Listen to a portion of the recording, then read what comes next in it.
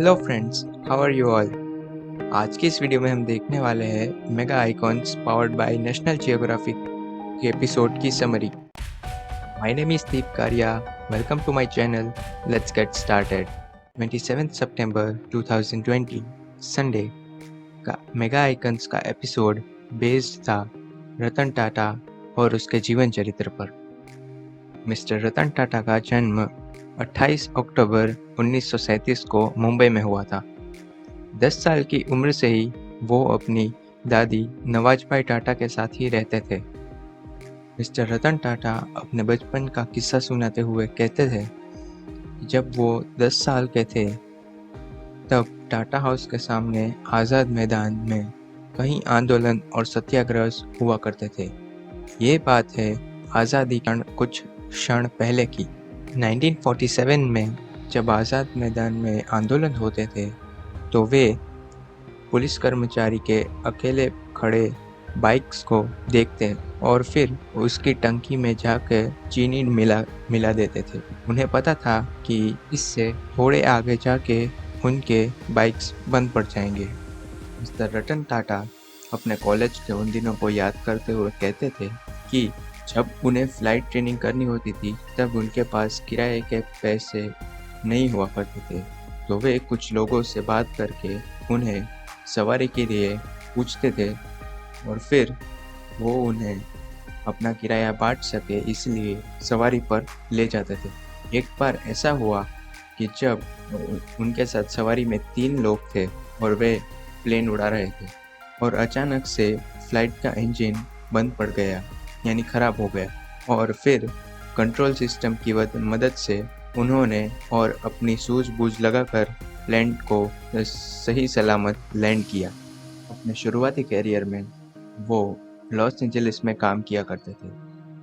फिर अचानक से उनकी माँ की तबीयत खराब होने की समाचार आए और वो वापस हिंदुस्तान लौट आए।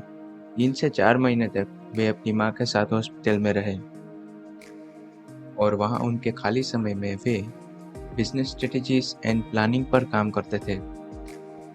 फिर जब उन्होंने अपनी स्ट्रेटजीज और प्लानिंग बोर्ड मीटिंग में सुनाई तो उन्हें निराशा भुगतनी पड़ी क्योंकि किसी ने उनकी नहीं सुनी। फिर 1991 में JRD टाटा ने मिस्टर रतन टाटा को as a chairman of Tata group घोषित किया। फिर उन्हें एक आइडिया आया कि क्यों ना एक ऐसी कार बनाई जाए जो इंडियंस और इंडिया के लिए हो। फिर उन्होंने बनाई कार जिसका नाम था इंडिका और फिर आगे वो सफलता प्राप्त करते हुए जनवरी 2008 में उन्होंने नैनो लॉन्च की। इस लॉन्च के पीछे मकसद यही था कि हर मिडिल क्लास आदमी कार अफोर्ड कर सके, बट उनके पीछे एक उनसे गलती हो गई। जब उन्होंने अनाउंसमेंट की तब उन्होंने ऐसे अनाउंसमेंट की कि इंडियाज़ चीपेस्ट कार, और वर्ड चीपेस्ट को सुन के लोगों के मन में गलत फहमियां पैदा हुई जिससे कि वो कार फ्लॉप हुई। एक रोज़ मिस्टर रतन टाटा को फ़ोन आया कि ताज होटल में गोलीबारी हुई।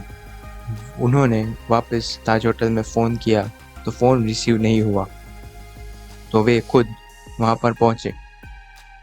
फिर वे वहाँ पर 3 दिन और 3 रातों तक रुके जब तक मामला शांत नहीं हुआ।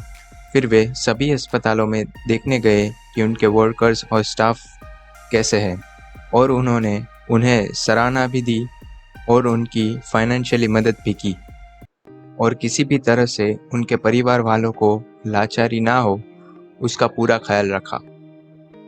और फिर वो अपने बिजनेस स्ट्रेटजीज एंड प्लानिंग से अपने बिजनेस को ग्रो करते गए और मल्टीपल इंडस्ट्रीज को हासिल किया और अब वे एक रिटायर्ड पर्सन है जो अपना पूरा समय technovations and the new entrepreneurs and technical development की तरफ अपना योगदान दे रहे हैं। तो ये थी लाइफ मिस्टर रतन टाटा की end summary of mega icons season 2 powered by National Geographic की।